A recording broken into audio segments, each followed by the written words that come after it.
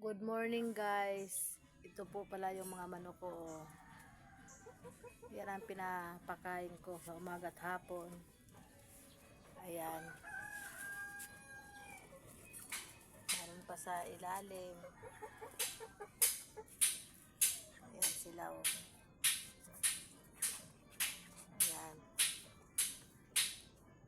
May mga alaga din akong tuta. Ayan. Ito tayo guys.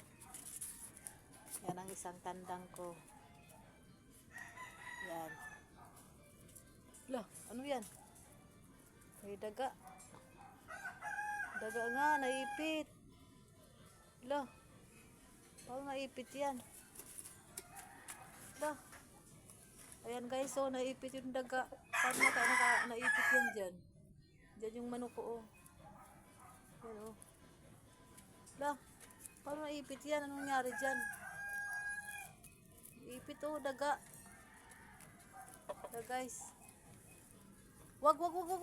Wag! Umalis ka dyan, umalis ka dyan. Umalis ka dyan. Tanggalin natin yan guys.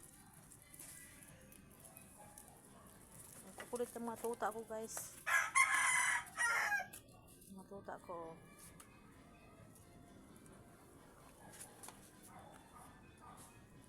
Huwag magulo.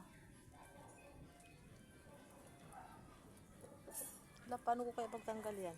Takot naman ako.